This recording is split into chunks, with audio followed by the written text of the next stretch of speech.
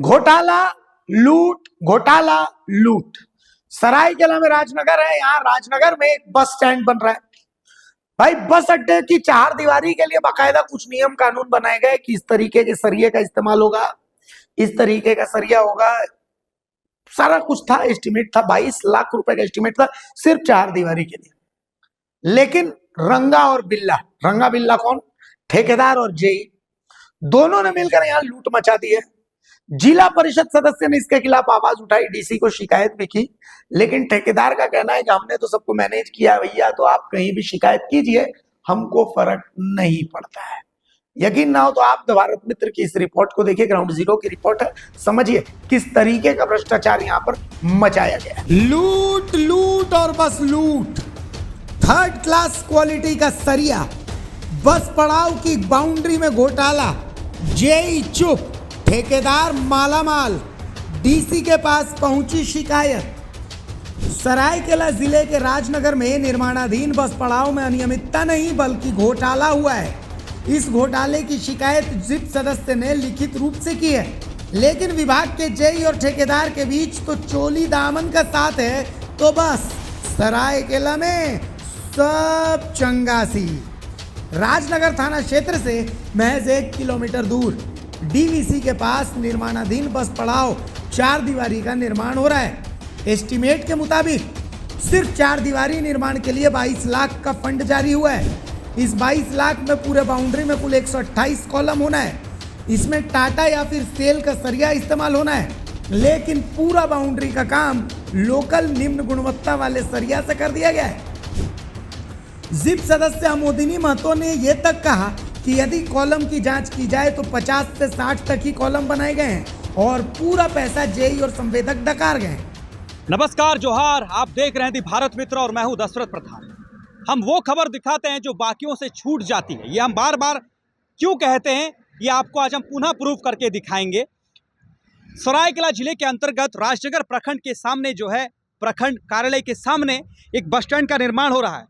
आपको एक बात बता दें कि हाथा चाईबासा मुख्य मार्ग में लगातार सड़क एक्सीडेंट हो रही है। इसका एक मुख्य वजह यह है कि बस जो है, बस पड़ाव नहीं होने की वजह से बस यहाँ वहाँ बाजार के निकट खड़ी होती है, जिससे बाजार का जो सड़क है वो संकरा हो जाता है और कई बार जो है एक्सीडेंट्स होती है, बहुत तकलीफें होती है। तो इसीलिए जो है यहाँ के स्थानीय लोगों ने कई बार मांग रखा था, यहाँ के स्थानीय विधायक साहब पूर्व मुख्यमंत्री चंपई सोरेन के पास कि एक बस पड़ाव क्यों ना आप राजनगर को दे सौगात के रूप में। तो उन्होंने कहा कि बिल्कुल ये सौगात देनी चाहिए, बिल्कुल राजनगर के लिए एक बस पड़ाव होनी चाहिए, जो कि यहाँ से कई बस जो है उड़ीसा तक के लिए जाती हैं।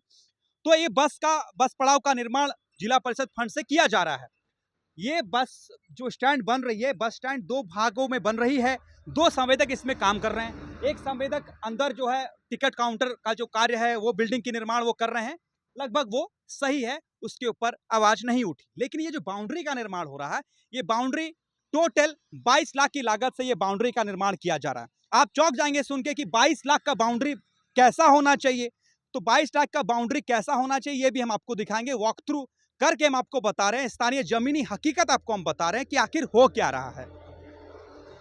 यहाँ पे जो एस्टीमेट है, हमने एस्टीमेट को खंगाला तो उसमें साफ दिख रहा है कि आपको टाटा स्टील, माफ कीजिएगा, SAIL steel authority of India limited या फिर टाटा, सही बता रहा हूं मैं, टाटा का जो है सरिया इस्तेमाल करना है। लेकिन ये बाउंड्री निर्माण हो चुकी है, लेकिन कहीं कहीं जो है सरिया दिख रही है और सरिया टाटा स्टील या सेल का नहीं है। यानी कि जितनी भी सरिया यहाँ इस्तेमाल की गई वो निम्न गुणवत्ता वाली सरिया का इस्तेमाल किया गया है। ये पहला पॉइंट हो गया। उसके बाद दूसरा, यहाँ बाउंड्री जब हम एस्टिमेट खंगाले तो पता चला कि 128, भाई 22 लाख रुपया सरकार खर्चा कर रही है बाउंड्री, तो बाउंड्री मजबूत होनी चाहिए। यहाँ हर दिन हजारों की संख्या में लोग आएंगे, बस की टिकटें खरीदेंगे, बस में चढ़ेंगे और सफर करेंगे। तो ये जो बाउंड्री है, इसमें 128 कॉलम होनी चाहिए, लेकिन 128 कॉलम नहीं है।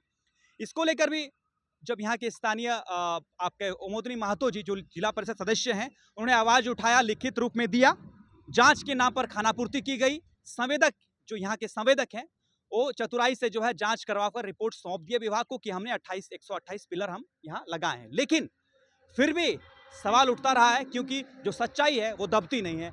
और यहाँ पे पिलर, आप जब यहाँ जमीनी हकीकत देखेंगे तो 128 पिलर आपको कहीं भी नजर नहीं आएगी। 128 पिलर यहाँ नहीं है। जब हम कहीं कहीं जगहों पर देख रहे हैं बीच में दो पार्ट ऑफ बाउंड्री के बीच में एक दरार है, वो दरार का जब हम छू रहे हैं, उसको नखोड़ रहे हैं उंगली से, हल्की सी बल का प्रयोग कर रहे हैं, तो वो टूट जा रही है। इसका साफ संकेत ये है कि इसमें सीमेंट का इस्तेमाल भी नहीं किया गया। हालांकि बार बार ये निर्माण को लेकर हमेशा से आवाज उठता रहा है, लेकिन प्रशासन के साथ जो संवेदक हैं और जो जेई हैं, इनकी बहुत अच्छी बॉन्डिंग होने के कारण ना कोई जांच हो रहा है और ना ही कोई कार्रवाई हो रही है। इनकी बॉन्डिंग इतनी अच्छी है, जो यहाँ के संवेदक हैं, वो संवेदक का साफ कहना है कि आप जो करना है कर लीजिए, मुझे कोई दिक्कत नहीं है। तो इस तरह का आप समझिए, डीसी महोदय आप बैठे हैं सर्वोच्च पद पर, आप जिला का पदभार आप संभाल रहे हैं, आपसे ये निवेदन है कि जो सरकार की जो फंड है, जो स्थानीय लोगों की जो पैसा है, गाड़ी कमाई जो टैक्स के रूप में गई है, उसको सौगात के रूप में देने का काम पूर्व मुख्यमंत्री ने कर दिया। जिला परिषद सदस्य उमोदनी महतो जी ने जो है उनका यहाँ आके उन्होंने जांच कर लिया, और जांच करने के बाद इन सभी तमाम चीजें जो है सामने आ रही है, और सरकार की तरफ से भी कोई कमी नहीं है, फंड की भी कमी नहीं है, फंड भी जो है पूरी फंड यहाँ पे दिया गया है, ताकि कहीं ना कहीं जो है ये बहुत अच्छा से एक व्यवस्थित ढंग से एक बस पड़ाव का निर्माण हो। लेकिन स्थानीय हकीकत क्या है? स्थानीय हकीकत यही है कि ये बाउंड्री जो है, ये बाउंड्री अब सवाल के घेरे में है। गेट भी आप देखेंगे, जो 22 लाख की राशि है, वो 22 लाख की राशि में गेट की भी स्वीकृति दी गई, लेकिन गेट की स्थिति आपको दिखा दे, आपको ऐसा लगेगा कि सिर्फ ये एक नाम मात्र का गेट है, इसमें जान आपको नजर नहीं आएगी। सोचिए किस तरह का जो है काम हो रहा है।